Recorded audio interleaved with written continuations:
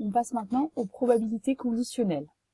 Alors, de la même façon qu'on a défini la proba uniforme, on va définir des probas conditionnelles. Donc pour ça, on doit démontrer que lorsqu'on prend un événement B dont la proba n'est pas égale à 0, donc c'est-à-dire un événement qui a des chances d'arriver, l'idée c'est ça, sinon ça sert à rien de faire sachant quelque chose qui n'arrivera jamais, ça n'a aucun sens.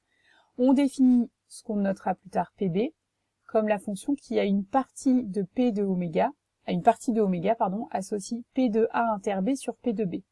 Bon bah cette fonction va montrer que c'est une probabilité sur oméga et on parlera de la probabilité sachant l'événement B. Donc on se fixe un événement B dont la proba est non nulle. On doit vérifier les 3 points de la définition d'une probabilité. Premièrement, puisque A inter B est inclus dans B, on a que la probabilité de A inter B est inférieure ou égale à la proba de B, et qu'en même temps elle est positive. Donc quand on divise par P de B, on obtient bien un nombre, un réel compris entre 0 et 1. Deuxièmement, la PB de oméga. Je vais essayer de pas l'appeler proba tant qu'on n'a pas démontré que c'était une proba, mais c'est pas sûr que j'y arrive. PB de oméga, c'est donc P de oméga inter B sur P de B, c'est égal à P de B sur P de B, donc ça vaut bien 1. Enfin, la propriété d'additivité, on prend deux événements AC incompatibles et on calcule PB de l'union. C'est donc égal à proba de A union C inter B sur P de B. On utilise la distributivité pour l'écrire P de A inter B union C inter B sur P de B.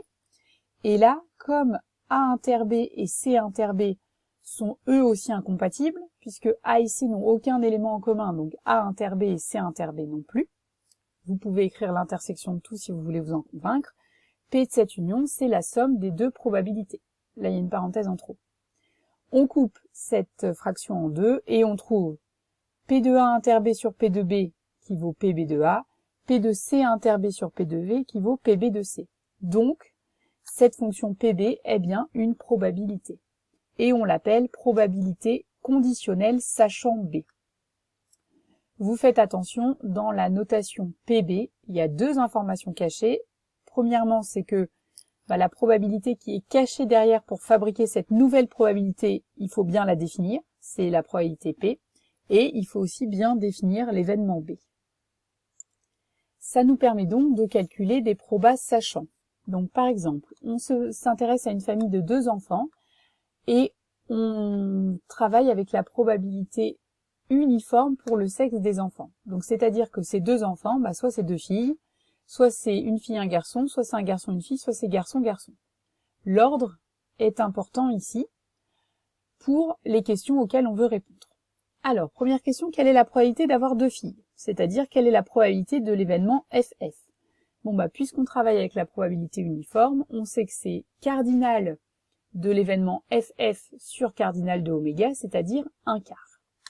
Deuxième question, quelle est la probabilité d'avoir 2 filles, sachant que l'aînée est une fille? Donc là, en termes de rédaction, à chaque fois, il va falloir donner des noms aux événements qui vous intéressent pour rendre les notations assez claires. Donc moi, comme je veux faire sachant que l'aînée est une fille, je vais appeler A l'événement l'aînée est une fille. P de A, c'est donc l'événement, la probabilité de l'événement l'aînée est une fille, donc c'est en fait soit FF, soit FG, donc c'est deux événements qui correspondent à ce critère divisé par 4, c'est 1/2. Et la proba que je cherche, c'est la probabilité de l'événement FF sachant A. Par définition, c'est la probabilité de A inter FF sur P de A inter FF. Donc ça veut dire l'aînée est une fille et en même temps on a cette propriété. Donc en fait c'est juste dans A inter FF, il n'y a plus que FF. Donc la probabilité de FF c'est 1/4, la probabilité de A on l'a calculée c'est 1/2, donc c'est 1/2.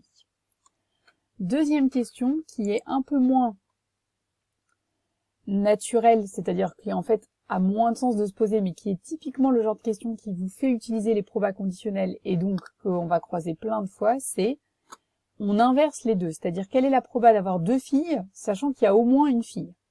Donc dans ce cas-là, comme c'est sachant qu'il y a au moins une fille, on note B l'événement il y a au moins une fille. P de B, cette fois c'est 3 sur 4, parce qu'il y a 3 événements élémentaires, FF, FG, GF, qui correspondent à au moins une fille. Et puis on calcule P de FF sachant B, donc de nouveau par la formule c'est P de B inter FF sur P de B. dans B inter FF, c'est-à-dire il y a au moins une fille et en fait il y a exactement 2 filles. Donc c'est juste un quart, il n'y a plus qu'un seul événement qui correspond, divisé par 3 quarts, donc ça vaut 1 tiers. Donc vous voyez la différence entre 1 demi et 1 tiers, c'est quand on dit sachant que le premier enfant est une fille ou sachant qu'il y a au moins une fille.